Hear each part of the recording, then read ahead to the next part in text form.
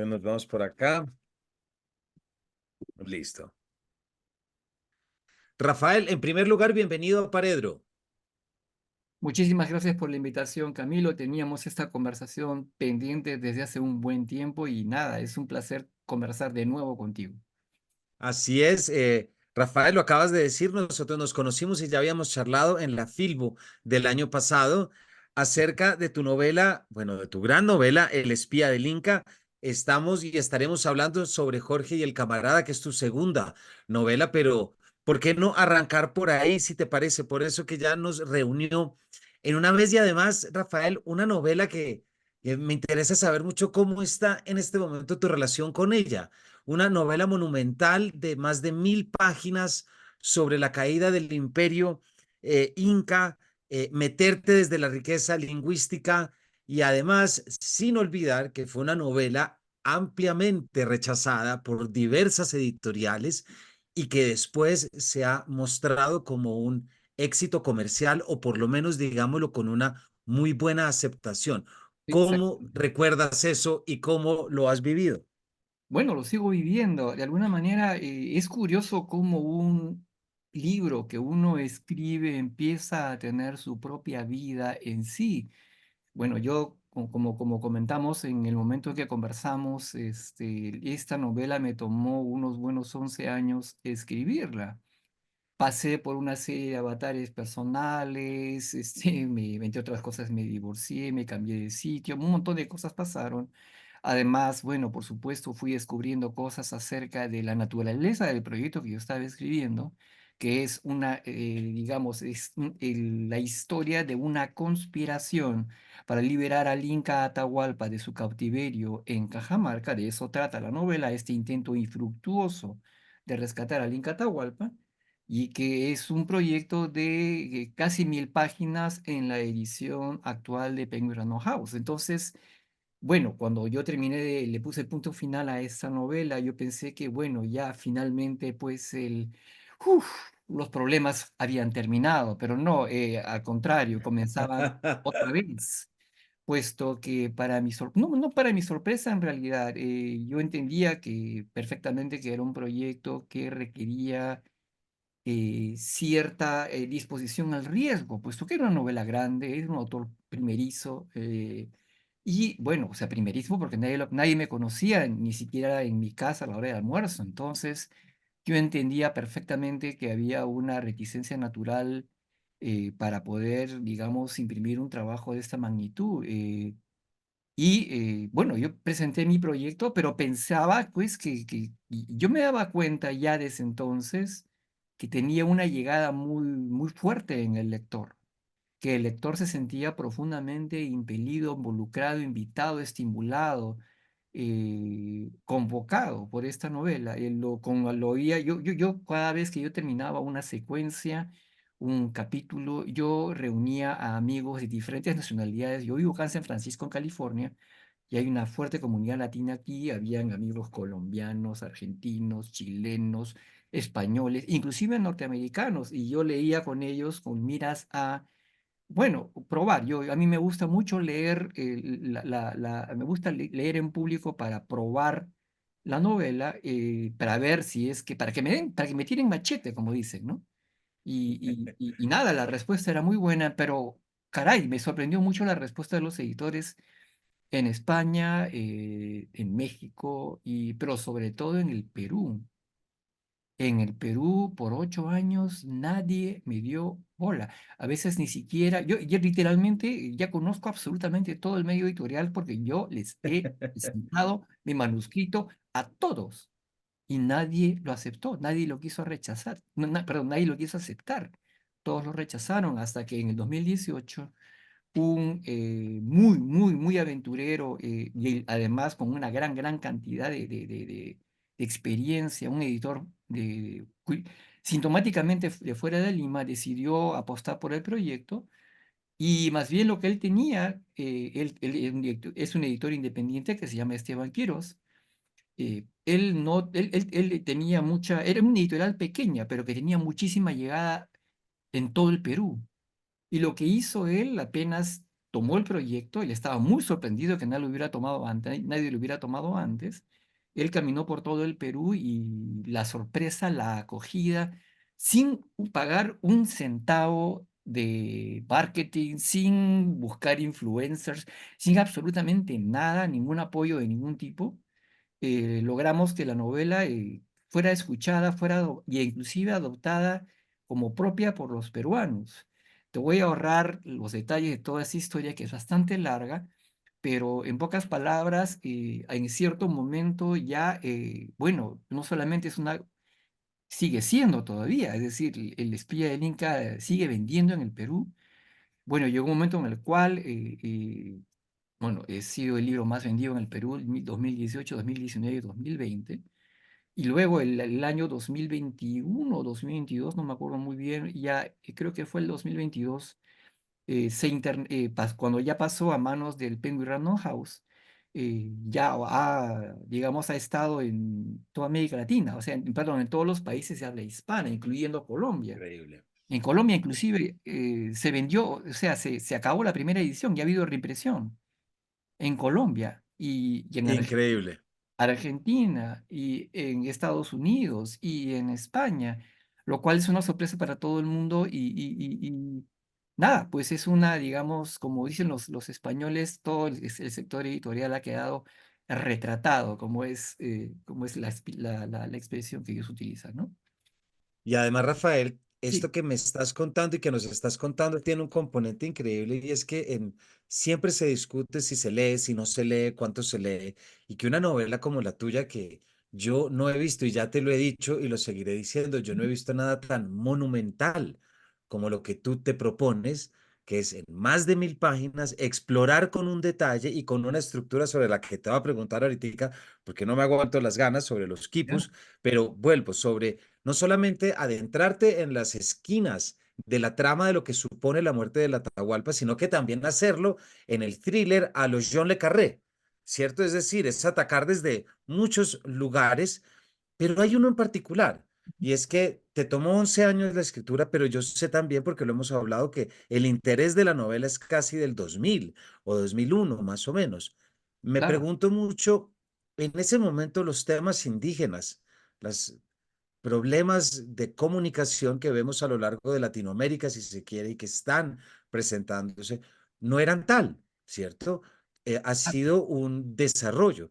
¿Cómo ves tú o cómo recuerdas tú este interés en meterte en una temática que sin tú saberlo en el 2001, pues para el 2022, 2023, 2024 iba a ser de un interés transversal como lo está demostrando ser? Tengo una sospecha de que de verdad creo que hay, yo no sé qué poder particular tienen las personas que escriben y que pretenden consciente o inconscientemente capturar el espíritu del tiempo. Tengo la impresión de que sí, cuando yo planteaba la historia, ya no, estoy trabajando con una conspiración para matar al Inca Atahualpa. Es una novela de espionaje en el siglo XVI que va a recrear la historia de los incas. Entonces, a mí cuando yo te planteaba esta historia en el 2000 y todo el mundo pensaba que yo estaba completamente loco, que a quién le interesaba esa historia, además, cómo iba yo a plantear culturalmente esto, qué tipo de lenguaje utilizar, pero no, felizmente yo bueno, tengo pocas virtudes, pero una de ellas es la terquedad y creo que cuando veo lo que un proyecto es, a mí, creo cuando lo entiendo, mira, yo contaba la historia a gente, o sea, lo que estaba trabajando, a gente como mi padre, por ejemplo. Mi padre no es de Lima, mi padre es de Ayacucho, su primera lengua es el quechua. Entonces, cuando tú trabajas ese material pensando, yo estaba pensando en mi padre, cómo él recibiría esta historia, cómo hago yo para interesarlo a él, cómo le cuento, cómo además respeto sus fuentes, respeto su literatura oral.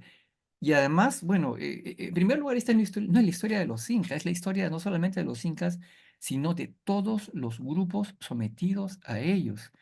Escribir sobre esto no solamente es un acto de respeto a los descendientes de estas personas. Para poder hablar con cierta autoridad sobre ellos, tienes que familiarizarte con todas las historias de los cajamarcas, de los quechuas, de las personas, de los habitantes de Piura, de los habitantes de Ayacucho, y digamos realmente hacer este trabajo y además con profunda empatía, con profundo respeto, pero al mismo tiempo sin traicionar la verdad histórica. Y eso creo que ha calado profundamente, ¿no? Pero profundamente. Yo la verdad que estoy muy conmovido porque por todas partes, por lo menos en el Perú cuando yo voy, a mí no me reciben como un escritor, a mí me reciben como un Qué hermano bonito. lejano que se había perdido y que no sabe, nadie sabe cómo apareció. Y nada, realmente la gente me invita a su casa, quiere comer conmigo, quiere presentarme a su familia, si quiere tomar una cerveza conmigo, comentarme cosas, ese tipo de cosas, ¿no? Entonces, yo no sé, es decir, esto me conmueve profundamente, ¿no? Es muy bonito lo que nos cuentas, Rafael. Hay algo que hablamos entonces en la Filbo, pero quisiera volver a traer.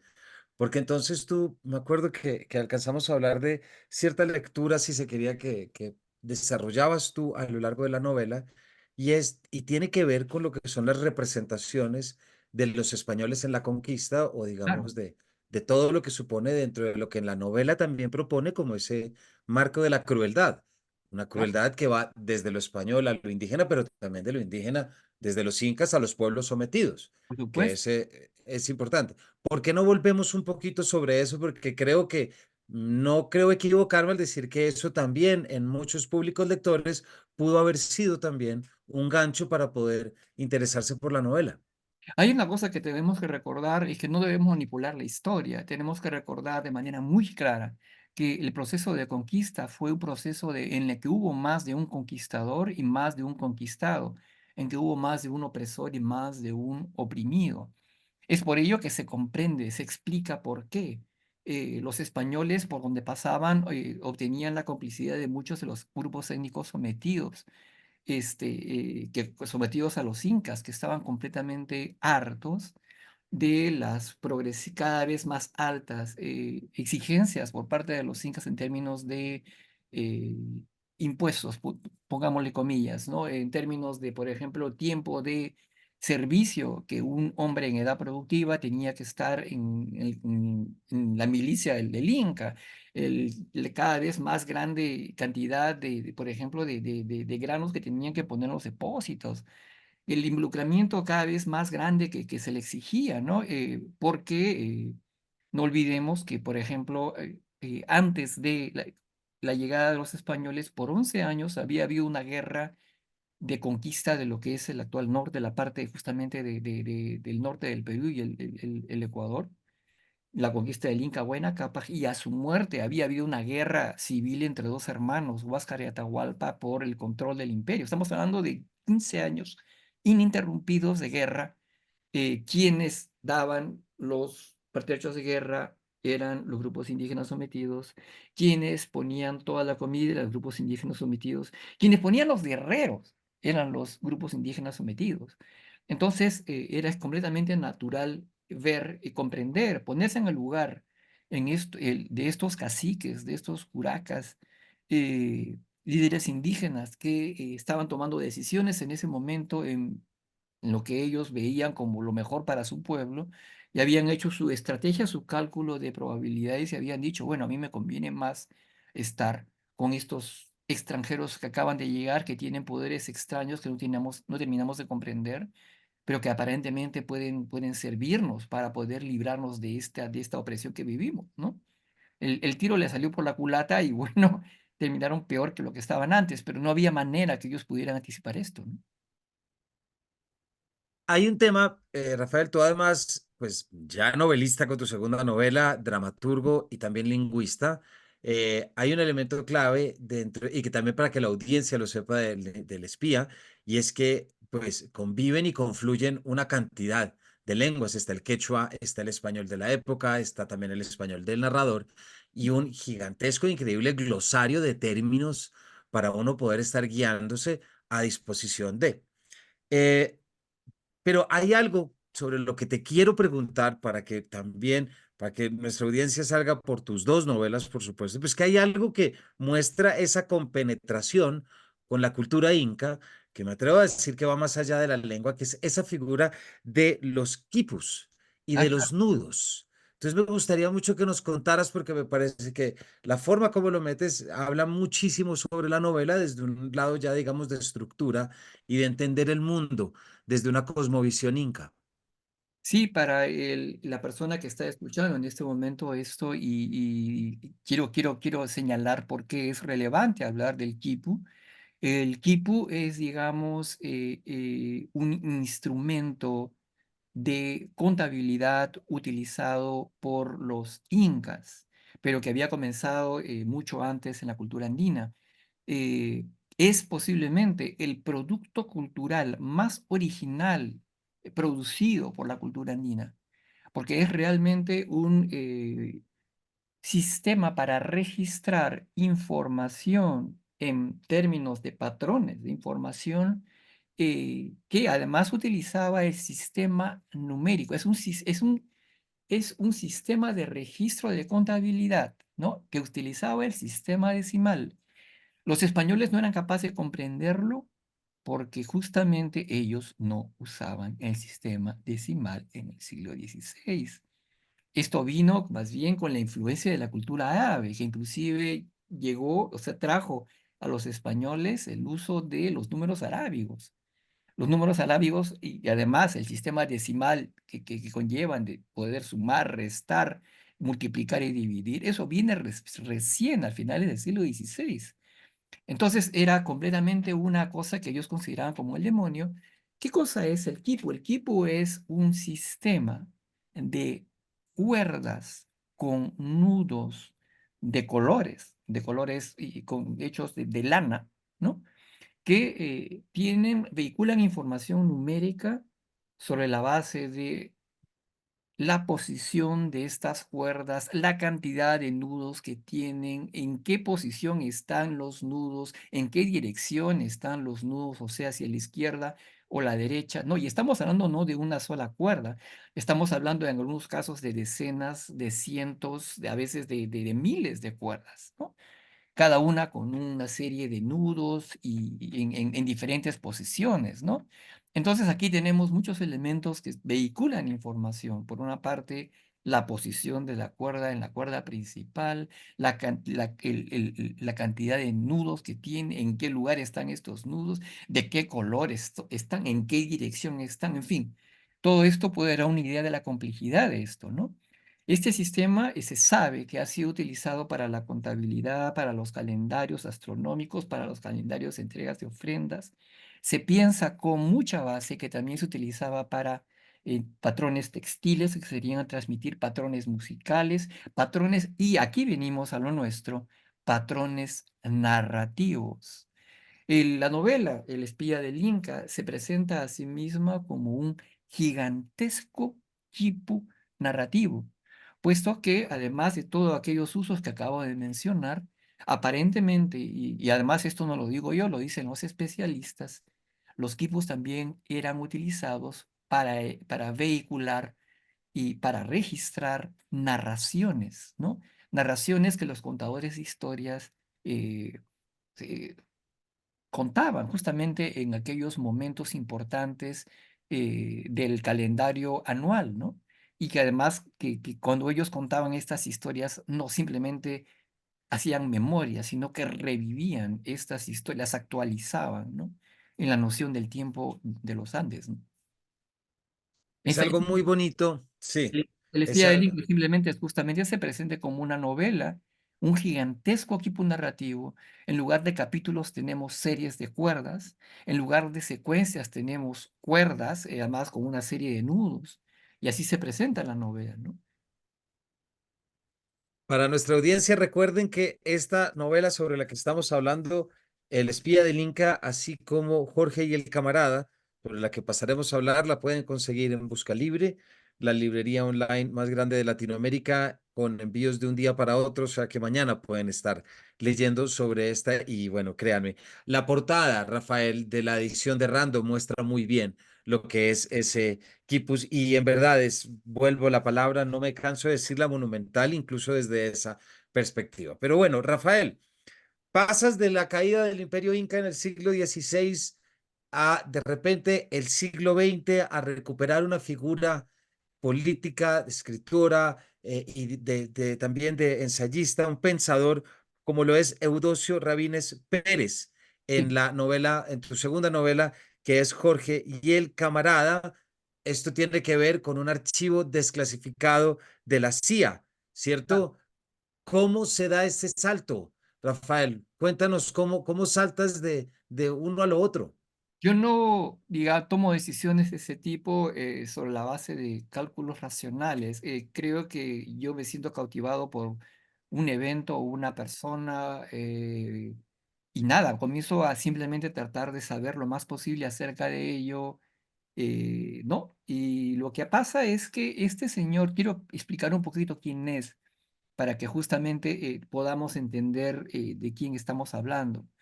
Este señor es un hombre que nació en primer lugar en el pueblo de Cajamarca, justamente el mismo en el cual ocurrieron los hechos del espía. Exactamente, Y, sí. y este hombre, bueno, después de nacer digamos, criarse, educarse en este pueblo, viaja a Lima y se convierte, justamente en la década del 20 del siglo pasado, él se convierte en un hombre muy, muy, muy importante en la historia política del Perú.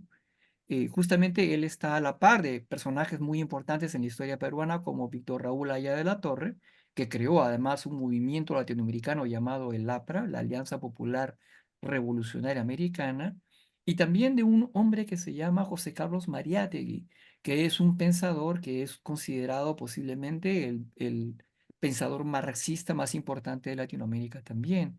Él tenía una relación con ellos no subordinada, sino más bien de igual a igual. Para hacer corta esta historia, que es bastante larga, él primero está con uno, se pelea con el uno, se pasa a estar con el otro. Cuando este hombre que se llama José Carlos Mariátegui muere, le entrega las riendas de su partido socialista, él lo convierte en Partido Comunista, puesto que él ya para entonces había viajado a la Unión Soviética y se había subordinado, él se había comido toda la historia de la Tercera Internacional, era un alto comisario político de la Unión Soviética de la Tercera Internacional, y allí comienza una historia que justamente es rocambolesca y que puede explicarte por qué me interesa este personaje. Este hombre estuvo literalmente en todas en el siglo XX, ¿no? Él, al ser comisario político de la Internacional, él trabajó, por ejemplo, en Chile. Él trabajó en Chile él literalmente refundó el Partido Comunista chileno. Él además trabajó como aplicando a la política de la Unión Soviética en España durante la Guerra Civil Española. A él lo llamaron, como a mucha gente, lo llamaron justamente a Moscú, recibió esa llamada de esa convocatoria a Moscú que tantos temían. Él estuvo preso en la Lubyanka, en las cárceles secretas de la Unión Soviética. Él estuvo además luego, justamente cuando se ocurrió el pacto germano-soviético, decidió justamente dejar para siempre el comunismo y comenzó más bien un proceso de disidencia bastante interesante que él también compartió con una serie de personajes del siglo XX. Y él, por ejemplo, más bien se convirtió en un anticomunista feroz, un anticomunista feroz que además comenzó a trabajar para la CIA directamente. Él estuvo involucrado él se convirtió en una caja de resonancia de la propaganda de la CIA. Él trabajó de manera indirecta en el intento de la bahía, el intento de invasión de la bahía de Cochinos. Él estuvo involucrado, además su agente de control es un nombre muy importante en la historia del espionaje norteamericano que se llama Howard Hunt. Howard Hunt fue un hombre que estuvo involucrado en la puesta de micrófonos la sede del Partido Demócrata en Watergate. El principal acusado es él. Howard Hunt es uno de los principales acusados de ser el autor de la muerte de Kennedy. Howard Hunt estuvo, digamos que era el agente de control de Rabin. Y Rabines, además, fue muy importante en la supresión de las guerrillas que asolaron Latinoamérica en la década del 60. Se convirtió en firme aliado de las dictaduras latinoamericanas. Fue el principal aliado periodístico de nada más y nada menos que Pinochet. Y este hombre, además, bueno, era increíblemente influyente en toda Latinoamérica y estuvo literalmente en todas. Inclusive fue capacitador ideológico en Vietnam. Y, por supuesto, para cerrar el asunto, él murió en México en un accidente que es bastante sospechoso y que de alguna manera también quiero esclarecer también, ¿no? Puesto que dice mucho además de la historia del siglo XX, puesto que creo que lo que quiero mostrar aquí, quiero utilizar este señor, o sea, no es que este señor, yo quiero, digamos, recuperarlo en términos de, uy, no quiero, en función del respeto de sus posiciones políticas, creo que él puede servir de prisma para comprender los subterráneos de la historia del siglo XX. Él realmente, él ha estado en todas. Ha estado en Claro. todas y creo que revisar su paso por la historia nos puede iluminar cosas que no sabíamos, cosas que nos sorprenden sobre muchos personajes. Yo no paro de descubrir todos los días, yo sigo investigando cosas y descubro nuevos personajes, nuevas cosas que se hicieron a escondidas en los subterráneos de la historia y bueno, como te dije, el camarada Jorge y el Dragón es el primer volumen de una saga sobre este señor, que justamente esta saga va a tratar de alguna manera, expresar el siglo XX en Latinoamérica y en el mundo, ¿no?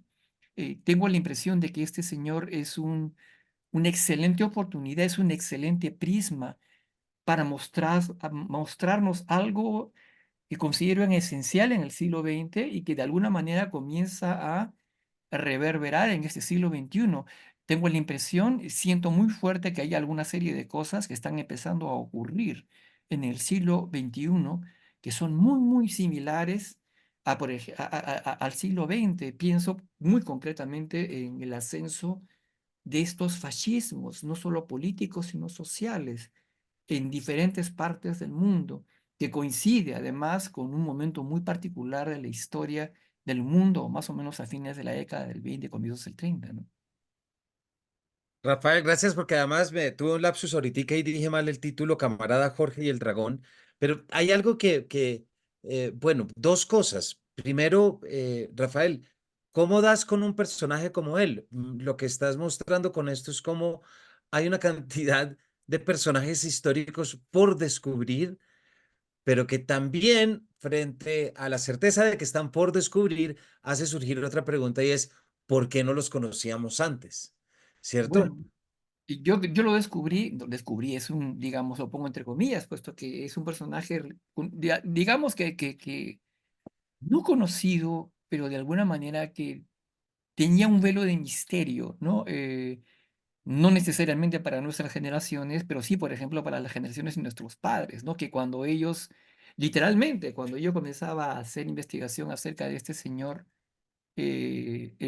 comenzaba a preguntar, ¿no? Entre la gente mayor, la gente que ahora debe tener unos 90, 100 años, ¿no? Porque yo comencé esto hace unos buenos 10 años, me decían, uy, no, este señor, mira, a ver, Rafael, ese nombre no se menciona en esta casa.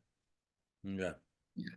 O "No, este señor es tiene una inteligencia mefistofélica. No, ese es un traidor. No, ese es un maldito. No, ese es un desgraciado. Pero ¿cómo, Rafael? ¿Por qué estás interesado en ese señor? Ese señor es Mefistófeles redivivo. Y es curioso porque tengo la impresión de que aún a pesar del grado de influencia que tuvo en el siglo XX, que fue bastante, bastante grande. Este señor fue cómplice a él lo deportaron 7 veces del Perú, y una de Chile y otra en Guatemala, perdón, 5 veces en el Perú una en Chile y una en Guatemala. Este señor es responsable directo o indirecto de 5 golpes de Estado en el Perú. Y nada, no lo conocemos porque justamente nadie quiere hacerse cargo de él, ¿no? La izquierda lo odia, los socialistas lo odian, los comunistas lo consideran un traidor, los apristas lo consideran un desgraciado, un maldito, y la derecha, por lo menos hasta ahora, tenía ciertos escrúpulos en comerse el paquete, es decir, este señor, caray, trabajó para la CIA, este señor estaba de acuerdo y justamente trabajaba en función de la Operación Cóndor. Este señor era amigo de Pinochet, este señor Anastasio, el dictador nicaragüense Anastasio Somoza le mandaba su avión privado. Este señor recibió un pasaporte boliviano de nada más y nada menos que el dictador Hugo Banzer, boliviano. Entonces, digamos, hasta ahorita, por lo menos, la derecha tenía ciertos escrúpulos en reclamarse como legataria de este señor. Ahora creo que las cosas se están cambiando. Creo que ahora ha habido un efecto muy interesante. Algunos electores de la derecha contemporánea, más bien, uy, ese señor, pero amigo de Pinochet, amigo de Somoza, wow, él además no tenía problemas con simpatizar con las dictaduras latinoamericanas, no tenía problemas con hablar masacres con gente, pero qué interesante, qué bien, hay que leerlo, hay que recuperarlo. Qué bueno que hayas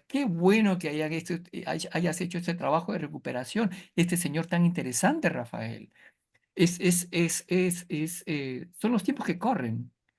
Eh, yo no sé, a mí me parece muy interesante este señor, pero ojalá que las mismas razones por que me interesan a mí y que me han hecho traerlo a la palestra, bueno, para parecer son completamente diferentes de las que hacen que este personaje interese a otro tipo de personas, ¿no? Y además hay algo que me, me imagino que resultó también muy interesante y que te habrá dicho algo de nuestras épocas modernas, y es esto mismo que acabas de decir, es decir, esta capacidad de pasar de un bando a otro, de Claro, pasar del comunismo y estar, y luego de conocer también a Moscú como conocer la CIA. Eh, exactamente. ¿Hay algo que te haya hablado este personaje y el conocimiento de este personaje precisamente de estas épocas en las que vivimos, en las que se nos exige o que tanto se exige tener posturas y que se revisan tweets de hace 20 años para condenar? Sí, bueno, hay un problema, hay una diferencia muy grande. Yo no conozco, no estoy familiarizado en detalle con las características de, por ejemplo, la política colombiana o personajes de la evolución política de ciertos personajes. En el caso del Perú, hay una serie de tránsfugas, un montón de tránsfugas, pero la norma es que sean tránsfugas todos. Pero acaso estamos hablando de gente que opera por intereses privados, por pequeños mezquinos intereses, no sé, pero tú te metes a política para proteger tu lobby, Aquí también hay tal cual como les estás diciendo. pero el caso de él era diferente. Acá estamos hablando de un proceso de conversión política casi religiosa, ¿no? Y de ahí volvemos justamente al título, ¿no? El camarada Jorge y el dragón. El camarada Jorge y el dragón está inspirado por una parte justamente en esta leyenda que se llama San Jorge y el dragón. Digamos, es una leyenda profundamente religiosa, ¿no es cierto? Que justamente San Jorge, ¿no? Que él, digamos, en un momento determinado decide justamente enfrentar a este dragón que se está comiendo a las doncellas de un pueblo, ¿no? Y él mata al dragón que representa al mal. Este, el título del libro es El camarada Jorge, es decir, que él considera, curiosamente, no es un San Jorge, es un camarada Jorge. Ese es el nombre con el que él filmaba, además, el camarada Jorge.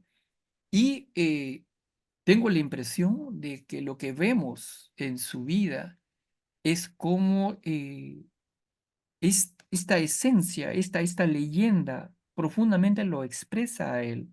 Es un hombre que está profundamente involucrado y empeñado en la pelea contra el mal. Lo que cambia a lo largo de su vida es la naturaleza de este dragón al que tiene que enfrentar.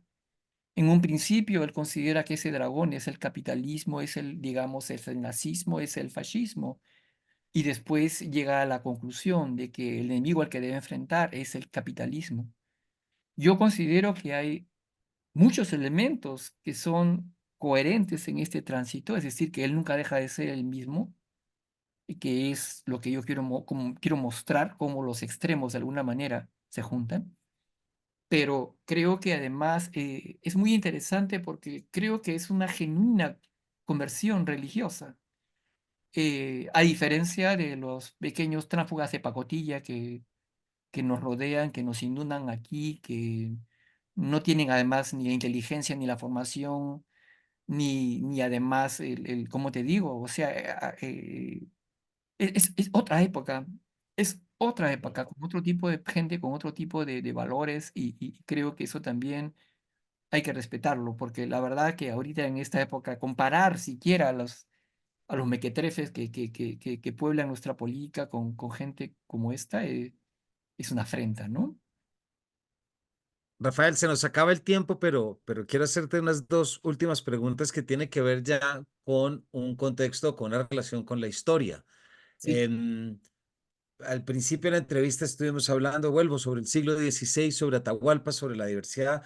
Ahora saltamos a 1920, Mariátegui, tantas cosas, ¿verdad? Me pregunto si lo que subyace de pronto o si lo que guía un poquito este interés que, como tú dices, que no se rige por cuestiones cronológicas, pero de pronto hay un interés específico en una revisión, en visitar la historia peruana reciente o la forma como se entiende. Me pregunto un poquito por ese interés que te lleva frente al reconocimiento, porque ya estamos viendo que las novelas, las dos novelas que tú llevas también tienen como un propósito, también sacar voces que estaban silenciadas, porque quien lea El espía verá lo que es uno meterse en una esquina de Atahualpa, hablando de cuando le dicen a Atahualpa, tenga cuidado que lo que vienen es por usted, pero también con semejante personaje como el que nos hablas.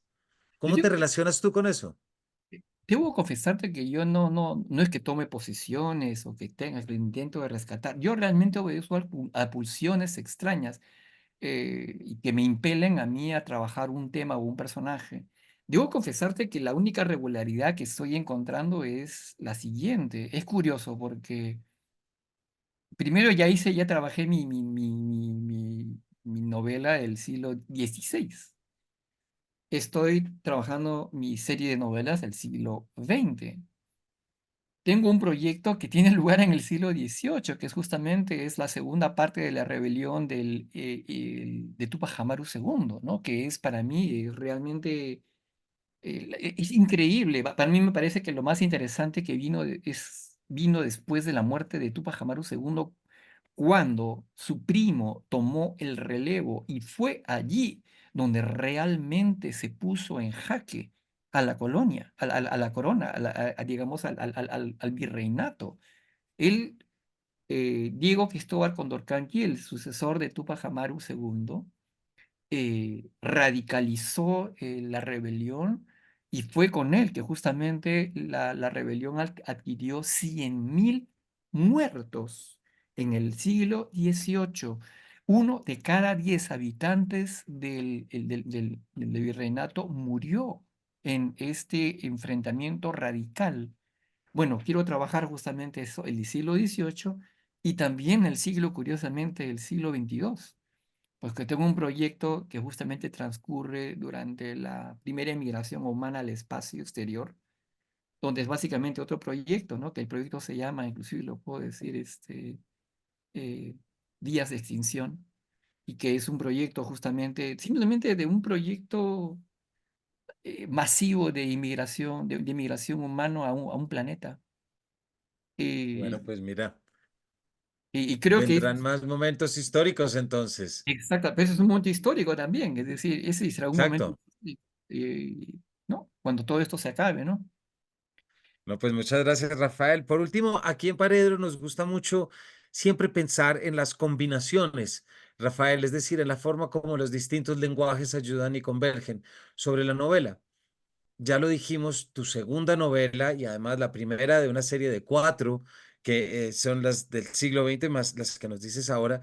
Me pregunto, porque algo siento en el estilo de tu escritura, pero me pregunto cómo la dramaturgia, porque tú también eres dramaturgo, Claro. cómo la dramaturgia te permitió ya tomar decisiones en ese momento en el que se acometen estos proyectos, es decir, cuando se arma la novela. Porque todo esto termina sobre en territorio novelesco, no olvidemos eso. Tienes toda la razón. Camilo, es muy simple. Yo opero como un actor. Opero como un actor que tiene que justamente, yo veo que, por ejemplo, hay un evento muy particular que, digamos, que puede ser comprendido a partir de la visión de ciertas perspectivas particulares. Trato de discernir cuáles son esas perspectivas que pueden permitirnos elucidar este evento y me pongo en el lugar de estos personajes con todo mi ser. Y para ello, o sea, esta investigación masiva de documentos, de libros, de todo esto, no es un prurito de erudición, es simplemente lo que hace un actor común y corriente para tratar de meterse en la piel de su personaje. No hay más. Eso es todo. Ponerte a la, mira, ve, decirle, caray, yo, por ejemplo, no sé, para poder, por ejemplo, ponerme en la piel de un personaje que está muriendo, leo, por ejemplo, textos que tienen que ver con lo que se llama en inglés Near Death Experience. Entonces hay una serie de experiencias que tú tienes cuando tú pues, estás al borde de la muerte, cosas que tú ves, a veces, por ejemplo, te pones en contacto con gente que ya murió, es mucho más fácil para ti, por ejemplo, recordar cosas en tu pasado, muy, muy lejano, antes que el pasado reciente. Hay todo un proceso por el cual hay gente que inclusive tiene alucinaciones, en fin, por ejemplo. Eso es una cosa que yo trato, hago, leo esto para poder meterme en la piel de una persona que está a punto de morir. Si tienes una chica, por ejemplo, eres una chica que además se considera a sí misma como fea, hay que tratar de ponerse en la piel de esa chica, ¿no? ¿Qué edad tiene? ¿Qué experiencia tiene? ¿De cultura viene? ¿En qué sentido la fealdad o la belleza es algo santificado por su cultura, ¿no? ¿Qué es belleza, además, en su propia cultura? ¿Qué tipo de comida come? ¿Cómo se relaciona con su mamá?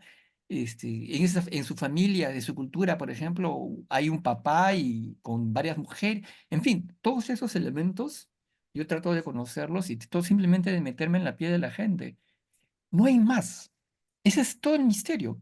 Y justamente lo que trato es, más bien, y me sirve, es verdad, mi formación escénica en el sentido de que bueno, yo recibí un muy buen curso de dramaturgia de un profesor que se llama Alonso Alegría, peruano, dramaturgo peruano, donde básicamente tú aprendes cómo organizar